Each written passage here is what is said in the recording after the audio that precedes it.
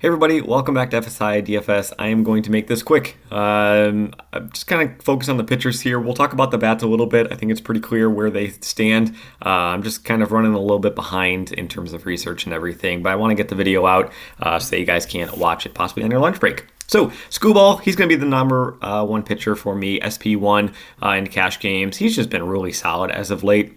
And left-handed pitcher going up against this Angels lineup, a lineup that's just chock full of left-handed bats.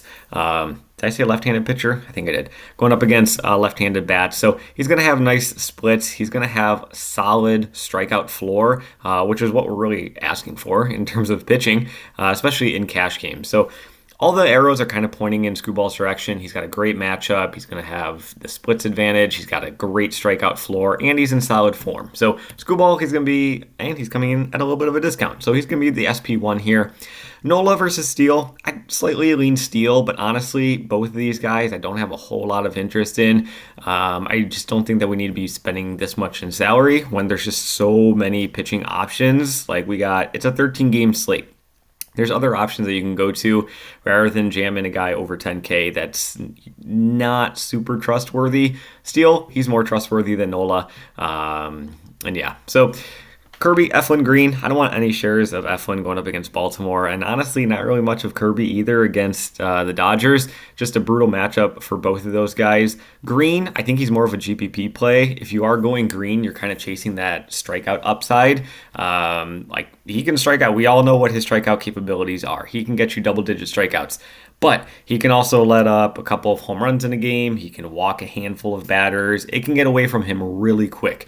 We've kind of seen it throughout not just the past couple of starts, but throughout his whole career in the majors. He's got electric speed, but he also allows quite a bit of power and loses some control with that. So he's more of a GPP play at best for me. So kind of ranking those high tier guys, I got Scooball, clear cut number one, and then I think it's like a gap.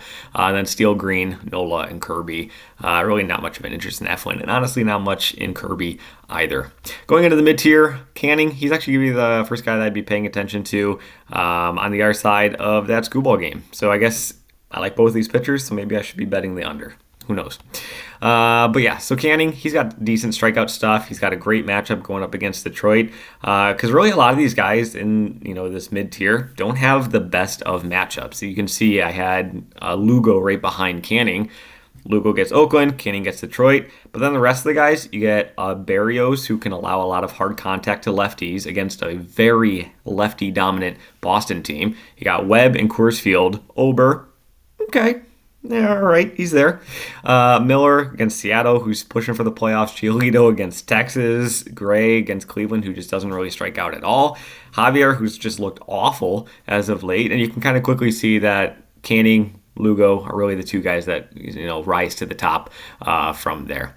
Going into the cheap tier, Peterson, and then just kind of like everybody else. Peterson's honestly one of the few guys I would have interest way down here. Going up against Cincinnati. He's got the strikeout rate. That's kind of what I'm going to be paying attention towards. I'm debating Thompson and Schulten's.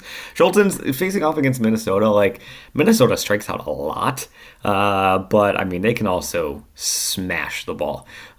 We saw last night, Urania, he had 8 strikeouts.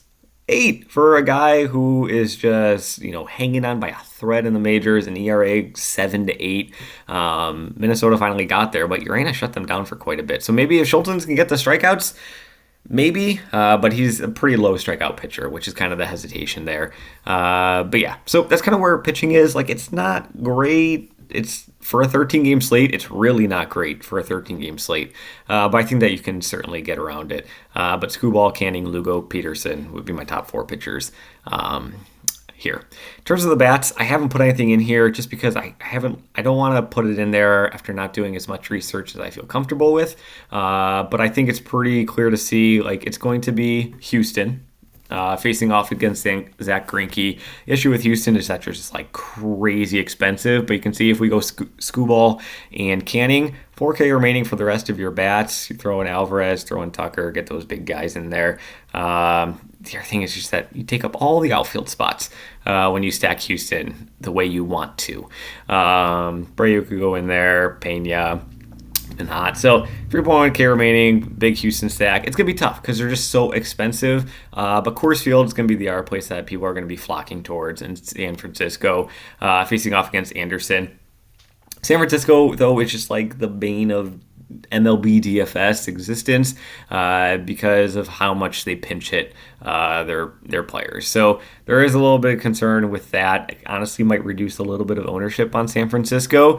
They got priced up slightly, but still, I mean, they're fine.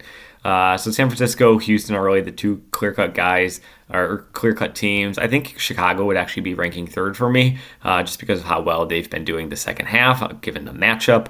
I like that Arizona ballpark for some offense as well. So Giants, Cubs, Astros are going to be the top three. In terms of GPP, I think that the Mets are really intriguing going up against Green. I just mentioned that like he's got really, electric stuff in terms of like strikeout rate and everything. But the Mets don't strike out a whole ton of a lot. So they're certainly going to put some contact onto the ball. They're very affordable. So throwing in like a big Mets 4-man, 5-man stack, I think is entirely possible. And you shouldn't have to go too cheap at pitchers at all. The other team that would have interest in terms of GPP is going to be Boston going up against Berrios. Berrios struggles against lefties. Boston, chock full of lefties who mash right-handed bats or right-handed pitching. So I think that Mets and Boston are going to be like my two favorite GPP plays. So that's kind of where things stand. Again, pitching, it's just kind of there. It's not awful, but it's just not great either for given how many games there are. So good luck in your contest as always. Thanks for watching. We'll see you in the next one.